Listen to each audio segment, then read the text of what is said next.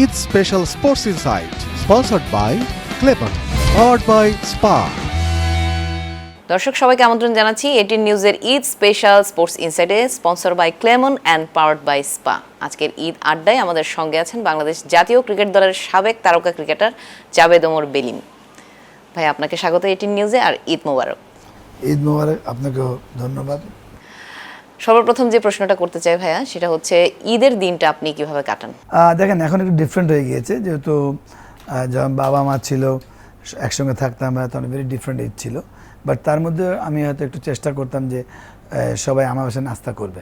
হয়তো পরের দিকে আগে একসাথে সবাই নাস্তা ছিল, পরের দিকে সবাই যে যার মতো রান্না করতো, একই বাড়িতে থাকতো, তারপর ওখান থেকে আমার বাসায় নাস্তা করতো।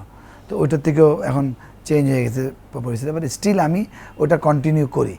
সকালের নাস্তাটা আমি মানে এক তো হচ্ছে ঈদ আমি খুব এনজয় করি, সেটা ঈদের 2 দিন আগে হোক, পাঞ্জাবি পরা হোক, পাঞ্জাবি বানানো হোক, কিনা হোক।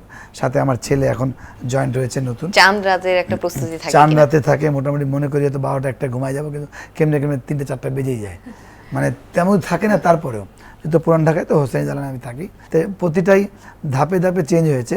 বাট স্টিল সোফার এখন পর্যন্ত আমি থরলি এনজয় করি ঈদের সময়টা। তো এটা তো এখনকার ঈদ, ছোটবেলায় কিভাবে উদযাপন করতেন?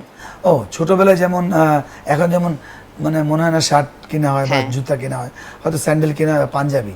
ছোটবেলায় পাঞ্জাবি এমন ছিল যে মানে ঈদের 5-7 রোজার থেকে পাঞ্জাবি খুঁজা, হয়তো একটাই পাঞ্জাবি কিন্তু 2টাই, সেরকম। আর তারপর বানানোটাও, কিন্তু যেটা কিনবেন সেটা যেন একদম গর্জিয়াস হয়, গর্জিয়াস সিম্পলের মধ্যে। আমি একটু সিম্পল পছন্দ করি, তো ওইটা পাঞ্জাবিটা আমি খুব ইম্পর্টেন্ট দিতাম। বাট এখন ছেলে করে, যেমন এই পাঞ্জাবিটা আমার ছেলেই কাপড় কিনেছে, আমি শুধু মাপ দিয়ে আসছি, ওই টেলের কাছে গিয়েছে, তো ওই একটা জায়গায় ও বানিয়েছে। আর ভাই, ঈদের দিন কোন খাবারটা খুব মানে খেতে ইচ্ছা করে, বা ওইটা না হলে চলেই না, এরকম? এরকম কিছু নাই। মানুষকে যেহেতু আমি সবসময় খাওয়ানো পছন্দ করি, আমার বাসায় জন্য স্পেশালি বলো নাস্তাটা, আমাদের একটা ফ্যামিলি ট্রেডিশন দুধ পাক বলি, ওটা লুচি দিয়ে খেতে হয়। দুধ পাকটা তৈরি বেসিকলি দুধ থাকে, বাদাম, পিস্তা, খুরমা, অল্প সেমা, একটু সাগু, ওটা খুবই মজার, গরম মাটিতে পুরি দেখে। আর এমনি এছাড়া থাকে আমার মালাই থাকে, যেহেতু পুরান ঢাকার লোক, তারপর কিমা কলেজি থাকে, মুগ ডাল ভুনা থাকে, হয়তো লাল আটা রুটি থাকে। তো ওটাই স্পেশাল থাকে সবার জন্যই। আর যখন ক্রিকেট খেলতেন তখন কি এমন হয়েছে যে দেশের বাইরে ঈদ উদযাপন করা? না, এটা আমি আগেও বলেছি, হ্যাঁ, দেশের বাইরে তো হয়েছে, খুবই ডিজাস্টার ঈদ হয়েছিল। নিউজিল্যান্ডে ছিলাম, তো ওইটা আমি মানে হাবিবুল বাসার আমরা ঈদের মানে মসজিদে দূরের কথা, একটা বড় আমার একটা ঘরের মধ্যে আমাদেরকে ইমাম সাহেব খুতবা পড়ছিলেন, এটা আগেও আমি বলেছি। ওইখানে আমরা সবাই বাংলাদেশ ক্রিকেট দল গিয়েছিলাম। ওখানে নামাজ পড়ার পর তারপরের দিন টেস্ট ম্যাচ ছিল, হোটেলে আসলাম, তখন তার সেমাই না কর্নফ্লেক্স খেলাম, প্র্যাকটিস করে আসার পর বাঙালির এক চমৎকার একটা সম্বর্ধনা দিয়েছিল। তখন মনে হচ্ছে ঈদ। বাট স্টিল যখন ইমাম সাহেব খুতবা পড়ছিল, মানে হাউমা করে কান্না করছিলাম আমি। পরিবারের কথা মনে পড়ছে? হ্যাঁ, অফকোর্স, বাবা মা জীবিত ছিল, সবাই ভাই বোন একসাথে থাকতাম, তো ওটা অবশ্যই মিস করতাম, বন্ধু বান্ধব। আচ্ছা ভাইয়া, যখন খেলতেন আপনি, তখন আসলে মাঠে যেহেতু আপনি ব্যাটার ছিলেন, মাঠে কোন বোলারটার বল ফেস করতে সবচেয়ে আতঙ্ক লাগতো? মনে হতো যে অ্যাভয়েড করতে পারলে বাঁচি। প্রফেশনাল লেভেলে এরকম হয় না, আর যেহেতু আমি ওপেনার ব্যাটসম্যান, আমাকে মানে ফাস্ট বল আর সুইং বল খেলতেই হবে, এটা আর এক্সট্রা বাউন্স সবই থাকবে। ওটা কোনো প্লেয়ার থাকে না আমার বিশ্বাস, ওপেনার তো থাকা উচিতই না। বাট তারপরেও ওইভাবে একটু বেশি এক্সট্রা অর্ডিনারি সাবধান থাকতাম। সেটা হচ্ছে হয়তো অনেকে শোয়েব আখতারকে বলে ভয় লাগতো, বাট আমি কখনো ফাস্ট বলে আমি অলওয়েজ কমফোর্টেবল থাকতাম, দেখতে মতো না কমফোর্টেবল, বাট আমি খুব কমফোর্টেবল। স্লো বলকে আমার একদম জ্বর চলে আসতো। ওইভাবে আমি মনে করি আমাকে মানে আমি না খেলতে পারলে ভালো বা এক রান করে দিয়ে দেবে, সেটা হচ্ছে ওয়াসিম আকরাম এবং ইংল্যান্ডের ফ্লিনটপ। কিন্তু বোলাররা মনে হয় সবসময় মানে আপনি বোলারদেরকে একটু ইরিটেট করতেন, মানে আপনার ধৈর্য শক্তি দেখে কিন্তু তারা একটু থতমত খেয়ে যেত। মানে আপনি আপনার একদম কুলনেস, কাম, মানে সেটা আসলে কেমন উপভোগ করতেন যখন দেখতেন যে বোলার ইরিটেট হচ্ছে আপনার? 3-4টা কারণে কথা। প্রথম হচ্ছে ওই সময় আমরা 50 ওভার খেলা স্ট্রাগলিং করতাম, টেস্ট ম্যাচ তো দূরে থাক, আমাদের 2 দিন 1.5 দিন 2.5 দিনে টেস্ট ম্যাচ শেষ হইতো। তো আমার উপর সবচেয়ে বড় দায়িত্ব ছিল, সেটা 50 ওভার্স ম্যাচ হোক, অ্যাঙ্কার রোল প্লে করবে, আর টেস্টে তো অবশ্যই। তো ওই একটা জায়গায় এটা আমার, যেহেতু আমার কেরিয়ারটা বললাম আমি খুব স্ট্রাগলিং কেরিয়ার ছিল, তো খুব আরও সাবধানে খেলতে হতো আমাকে, স্পেশালি দেশের জন্য বা দলের জন্য, যেহেতু আমার উপর ডিপেন্ড থাকতো যে জাভেদ ভাই থাকবে, সেটা আফতাব হোক, আশরাফুল হোক, বা বাসার হোক, হাবিল বাসার ভাই যদি কোনো দল যদি 240 করে, যেগুলো আপনি খেয়াল করবেন, যেগুলো ম্যাচ আমরা জয়লাভ করেছি, আমি বড় রান করিনি, হয়তো 22-24, কিন্তু পার্টনারশিপ ভালো হয়েছে। একটা উইকেট পরে গিয়ে আমি ছিলাম, যেহেতু ভেন ইউ চেজিং 250 আপনাকে স্টার্টটা ভালো করতে হবে, কোমরটা যাতে ভাঙতে না পারে। তো ওইগুলো ম্যাচ আমরা জয়লাভ করেছি। কিন্তু অস্ট্রেলিয়া যেমন মাত্র 23 বা 19 করেছিলাম, শ্রীলঙ্কার সাথে 42 করেছিলাম বগুড়াতে। তো ওই একটা জায়গায় ওই ধৈর্যটা প্লাস পয়েন্ট হতো আমার। তা যেটা আমি ওই সময় হয়তো অনেক সাধারণ দর্শক যারা, তারা তো এনজয় করতো, 4-6 হয়তো চিল্লাচিল্লি করতো, বাট ওই জিনিসটা এখন আমাকে মানুষ বাহবা দেয়, এটার জন্য সামটাইম আমি প্রাউড ফিল করি। কারণ ভাইয়া ক্রিকেটে তো ধৈর্য শক্তিটা অনেক বড়। অফকোর্স আপনাকে মাঠে থাকতে রান করবেন, আপনি যতই মারেন, এখন 3 বলে আপনি 3টে 6 মেরেছেন, 18 রান, পরে আপনি আউট হয়ে গেলেন, লাভটা কি? তো ওই জায়গায় আপনি যদি আজকে 24 বলে 24 করেন, সেটা ভালো। 50 ওভার্সের কথা বলছি বা টেস্ট ম্যাচের কথা বলছি। তো আলটিমেটলি আপনাকে মাঠে থেকে রান করতে হবে। কোন প্রতিপক্ষের সাথে খেলে খুব বেশি এনজয় করেছেন? ওইভাবে আমার মানে ইন্ডিয়া পাকিস্তান, কেন যেহেতু স্ল্যাজিং অনেক ইউজ হতো, অস্ট্রেলিয়া মাঠে করতো, বাট মাঠের বাইরে তারা very nice, but India Pakistan যেহেতু ল্যাঙ্গুয়েজের জন্য সুবিধা হতো, যেহেতু আমি হিন্দিও পারি, টুকটাক উর্দুও পারি, এইটার কারণে চ্যালেঞ্জ হতো, হয়তো বকা দিলে কাউন্টার অ্যাটাক দিতাম, সেটা এগেন্স্ট সাকলাইন মুস্তাক হোক বা অনেকেই হোক, মঈন খান হোক, অনেকবার তর্কতর্কি লেগেছে। বাট এরকম মজার কোনো কাহিনী আছে যে স্লেজিং হয়েছে, আপনি স্লেজ? হ্যাঁ, মুলতান টেস্ট যেটা আমরা ইঞ্জামাম এক্সট্রাঅর্ডিনারি খেলেছিলাম, আমরা একদম পুরো জয়ের দ্বার একদম কাছাকাছি গিয়ে আমরা হেরে গেলাম। সেটা অনেকগুলো কারণ ছিল, আম্পায়ারিং, উইকেট, ইঞ্জামাম এক্সট্রাঅর্ডিনারি ইনিংস। তো ওই একটা সময় সাকলাইন মুস্তাক আমাদের খুব মানে নাড়ছিল, যেহেতু ওরা তো চিন্তা করতে পারে না বাংলাদেশ হারাতে পারে 2-3-এ, মাত্র টেস্ট আরম্ভ করেছে। তো ওই একটা জায়গায় সাকলাইনকে খুব, যেহেতু আমাকে সহজে কেউ নাড়ে না, ডোমেস্টিকে হোক বা ইন্টারন্যাশনালে হোক, কারণ আমাকে এমনি আমি কোনো খেলা নিয়ে কমেন্ট করি না, বাট যদি আমাকে নাড়ে তখন আমি ভেরি শার্প যে কীভাবে নাড়তে হয়। তো স্ল্যাজিং তো একটা টেকনিক আছে, আপনার বকাবকি করতে পারবেন না। ওই তখন সাকলাইন মুস্তাককে বলেছিলাম, আমি চিল্লায় বলতাম, রাজিন ওর বয়স কত, তোমরা জাহিদ ভাই 26, আমি রাত বাদ দিয়ে, রাত নাই আর কি, তো এরকম আর কি, এই টাইপের স্ল্যাজিং করতাম। আর অনেক যেটা ফ্রন্ট অফ মিডিয়া বলা যাবে না, বাট এনজয় করেছি থরলি। আমাদের সময় তো অনেকে এখন বলে, এটা আমি বারবারই বলি, যে জাভেদ ভাই ওই সময় এত পয়সা এত এখন নাই, ছিল না, এখন এত। বাট আমি মনে করি আমার যে career, I am not satisfied but more than happy. ভাইয়া যখন ইয়াং ছিলেন তখন তো ঈদের সময় বন্ধু বান্ধবদের সাথে আড্ডা চলতো, তো এখন আসলে সময়টা কিভাবে পার করেন? আর বন্ধু বান্ধবদের সঙ্গে সময় দেওয়া হয় কিনা কোথাও? না, অবশ্যই দেওয়া হয়। আমি আসলে কলেজের বন্ধু কম, স্কুলের বন্ধু স্টিল, ইউনিভার্সিটির বন্ধু সবাই ছড়াছিটায় চলে গিয়েছে, কেউ অস্ট্রেলিয়া, কেউ ইংল্যান্ড, কেউ কানাডা, কম, তাও 2-1 আছে, কথা হয়। বাট স্কুলের ফ্রেন্ড 91 ব্যাচ এখন আমাদের গেট টুগেদার হয়। ভাইয়া আপনার নাম তো জাভেদ ওমর বেলিম, মানে আপনার নামটা হচ্ছে জাভেদ ওমর বেলিম, তো সেটার সাথে গুল্লু নামটা এটা অনেকবার বলেছি, গুল্লুটা হচ্ছে এটা বাসার দেওয়া নাম, কাজের বুয়া দেওয়া নাম। ছোটবেলায় যেহেতু আমাদের একটা খুব বাজে কালচার ছিল, আমিনুল ইসলাম বুলবুল, মিনাদের নান্নু কালচার, এটা আমি কখনো পছন্দ করি না, কারণ আমাদের জানেন ধর্মে একটা আকিকা হয় নামের। তো তখন যখন আমি দেখলাম যে পেপারে খুব মিস হতো, কে গোল্লা, গোয়ালা, মোল্লা, গুল্লু, বাট বেসিক্যালি মা গুল্লু ডাকতো, বা কাজের বয়সে গুল্লু, ভাইরা গুল্লু ডাকতো, মানে এটা আদর করে ডাক, যেহেতু গাপ্পু গুপ্পু ছিলাম, এখন হয়তো খেলে খেলে কালো শুকিয়ে গিয়েছে, বাট ওই জায়গার জন্য হয়তো গুল্লু ডাকা, গাপ্পু গুপ্পু ছিলাম, গোলগাল ছিলাম, ওই একটা জায়গার থেকে গুল্লু বাসার নাম। বাট ওটা আমি, কিন্তু বাইরে যখন লেখালেখি হলো তখন কি একটু মানে আপনার রাগ হতো কিনা? না, কখনোই না, হয়তো মানুষ মনে করে, হ্যাঁ, না, আমি বলি যে ও এই প্লিজ আমাকে জাভেদ ওমর ডাকবেন বা জাভেদ ডাকবেন, বা যদি বেলিম আমার টাইটেল, তো ওরা আমাকে মাইন্ড করি না, কেন যেহেতু ইন্টারন্যাশনাল কেউ চিনবে না আমার গুল্লু নামে। সাংবাদিক বলছে আজকে যদি আপনি একটা 100 করেন, তাহলে আমরা সবাই গুল্লু নাম বাদ দিয়ে দিব। ওকে, ওটা ফরিদপুরে খেলা ছিল, আমরা ফার্স্ট ক্লাস 188 করেছিলাম এগেন্স্ট সিলেট, রফিক ভাই শান্ত এগেন্স্ট ছিল। তো ওই জন্য আমাকে পরে ওরা একদম কোনো পেপার লাগে না, এক্সেপ্ট বোধহয় জনকণ্ঠ লেখে গুল্লু, এছাড়া সবাই জাভেদ ওমর বা জাভেদ বা বেলিম এভাবে লেখে। আর ভাইয়া মাঠে এমন কোনো বিদেশি ক্রিকেটার বা দেশি ক্রিকেটারের সঙ্গে কোনো মজার কাহিনী আছে কিনা এই নাম নিয়ে, বা আপনার ম্যাচের সময় কোনো মজার কাহিনী মনে পড়ে কিনা? না, এর আগে একটু পরে এই প্রশ্নের উত্তরটা নিব, একটা বিরতি নিয়ে আসি। দর্শক, নিচ্ছি ছোট্ট একটা বিরতি, আমাদের সাথেই থাকবেন, আড্ডা চলবে।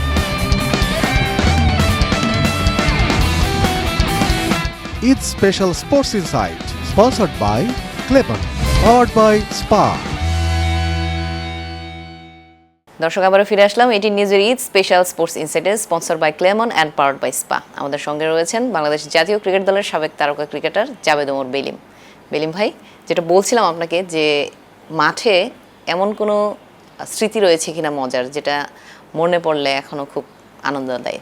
না, অনেকগুলো স্মৃতি যেটা এই ফ্রন্ট অফ মিডিয়া বলা ডিফিকাল্ট, কিন্তু বাট সত্যি কথা কি, মানে আমি আজকে খেলা ছেড়েছি, ইন্টারন্যাশনাল কথা বলছি, 12-14 বছর হয়ে গেছে, বাট মানে ওই সময় আমি মানে ওটা যে কী মজা ছিল এটা আমি থরলি চিন্তা করে আমি এনজয় করি, স্পেশালি জিতার পর ড্রেসিং রুমে থরলি এনজয় করি যে মাঠের স্মৃতিগুলো, যেটা বলে অফ দ্য ফিল্ড। ড্রেসিং রুমে ভাই আপনাদের সময় কে বেশি মজা করতো বা দুষ্ট ছিল কে?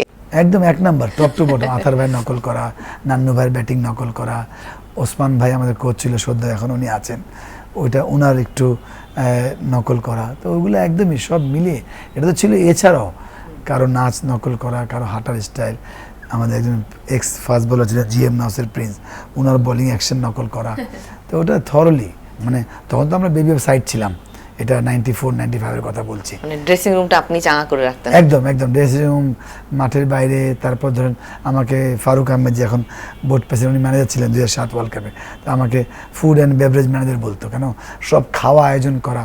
নিউজিল্যান্ড বলেন বা জিম্বাবুয়েতে বলেন, মানে ভাত খাওয়াটা চ্যালেঞ্জ ছিল, কারণ ওদের সব আপনি জানেন ওয়েস্টার্ন কান্ট্রি, হয়তো স্টেক বা এইগুলা পাস্তা, তো ওই ভাত আমি অ্যারেঞ্জ করতাম। ক্রিকেটের উত্থানের সময়টাই একদম পিক টাইমে আমরা খেলেছি একদম। যেহেতু খাবারের কথা বলছিলেন, যেহেতু পুরান ঢাকায় বাড়ি, সেহেতু বিরিয়ানির প্রতি একটা আকর্ষণ আছে। হ্যাঁ, কিন্তু আমি কম, বিরিয়ানির প্রতি আকর্ষণ কম, আমার মাংস রুটি এটা অ্যাট্রাক্ট করি, বাট আমি তিয়ারি, অনেকে কাচ্চির জন্য পাগল অনেকে, কিন্তু আমি ফার্স্ট চয়েস হচ্ছে আমার তিয়ারি আমি খুব শখ করে খাই, সেটা মাটন হোক বা বিফ হোক, স্পেশালি মাটনটা খুব মজা, আমার বাসায় তৈরি। বাইরে অনেক কম খাই, হয়তো অনেকে নান্না হাজি এটা আমি মানুষকে খাওয়াই, কিন্তু আমার বাসায় আমি থরলি এনজয় করি টোটাল ফুডটা।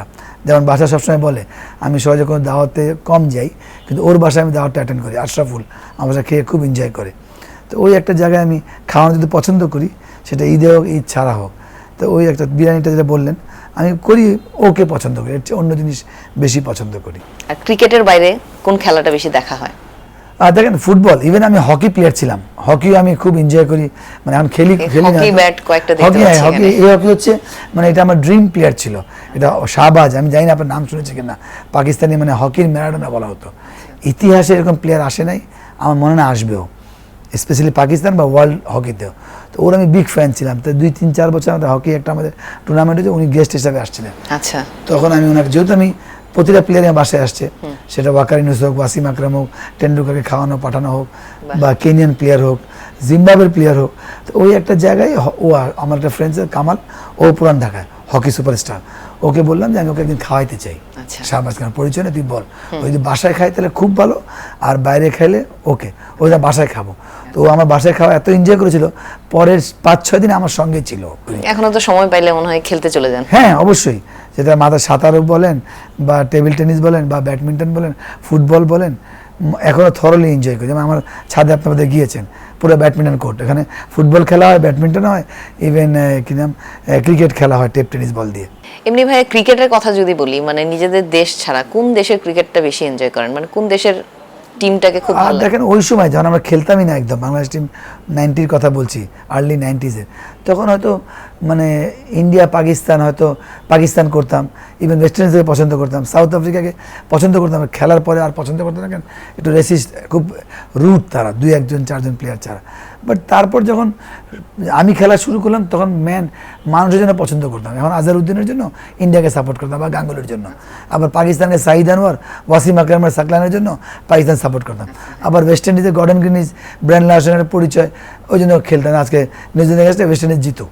আর ফুটবলের কথা বললেন, আপনি ফুটবল পছন্দ করেন, কোন ব্রাজিল না আর্জেন্টিনা, কোনটাকে সাপোর্ট করেন? এক বাক্যে আর্জেন্টিনা, মানে এক বাক্যে। ব্রাজিলের অনেক বড় বড় ভক্ত আছে, বাট আমি বলবো না যে আমি অনেক ডিয়ারিং ভক্ত, আমি খুব কন্ট্রোল ভক্ত, মানে চাপাবাজি কম, যেটা বাস্তব ওটা নিয়ে আলাপ করি। কিন্তু এখন কেমন এনজয় করছেন যে আর্জেন্টিনা টানা ম্যাচ জিততেছে? আমার মনে হয় ইতিহাসের আর্জেন্টিনা এরকম আগে খেলে নেই, মনে হয় হয়তো 70 আর্জেন্টিনা আমি দেখি নাই, কিন্তু আমি যে আর্জেন্টিনা 90-80 থেকে আর্জেন্টিনা দেখেছি, চমৎকার, এত কনসিস্টেন্ট, ওই টপ লেভেলে, ভেরি ডিফিকাল্ট। যেমন ব্রাজিলের জন্য মন খারাপ করে, আমি কিন্তু ব্রাজিলের সাপোর্ট না, কিন্তু ব্রাজিল খেলা কিন্তু পছন্দ করি, খুব এনজয় করতাম, মানে ফ্রান্স এদের খেলা আছে, কিন্তু রিসেন্ট 4-1 গোলে হারিয়ে দিয়েছে। হ্যাঁ, এদের খেলা কিন্তু ব্রাজিল স্কিল ওয়াইজ আউটস্ট্যান্ডিং, ওরা যে ওয়ার্ল্ড গ্রেটে প্রডিউস করেছে প্লেয়ার, এরকম ভেরি ডিফিকাল্ট। আর্জেন্টিনা 2-1 প্লেয়ার করেছে, ম্যারাডোনা বা মেসি এরকম, কিন্তু ব্রাজিল তো বিগ প্লেয়ার, পেলে থেকে শুরু করে এখন পর্যন্ত। বাট লাস্ট 1-1.5 বছর ব্রাজিলের অবস্থা খুবই খারাপ, যেটা আমি মন খারাপ করি সত্যি। আমি তো sports lover, I am not a naked support. অথচ ভাইয়া ক্লাব ফুটবলে কিন্তু ব্রাজিলের প্লেয়াররা একদম দাপিয়ে বেড়াচ্ছে, রাফিনিয়া, জেসুস, এটাই তো বললাম, একদম ভিনিসিয়াস জুনিয়র, ইভেন মানে বললাম পেলে থেকে শুরু করে রোমারিও, বেবেটো, রোনাল্ডো, মানে এক একটা এমন গ্রেট প্লেয়ার আসছে। আপনি আর্জেন্টিনা এত প্লেয়ার নাম বলতে পারবেন না। ম্যারাডোনা কন্টিনিউ, হয়তো বুরুচাগা ছিল, কানিজিয়া ছিল, তারপরে মেসির সঙ্গে মাসেরানো, এরা ছিল।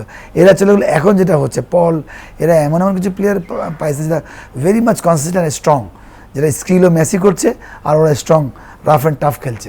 তো ওই একটা জায়গায় আর্জেন্টিনা এক বাক্যে, যেটা আমি ফাইনালে খুব এনজয় করেছিলাম। প্রথম যে আমি এত টেনশন নিয়েছিলাম, এক হচ্ছে আমার ছেলের জন্য, আর একটা হচ্ছে ব্রাজিলের সাপোর্টের জন্য।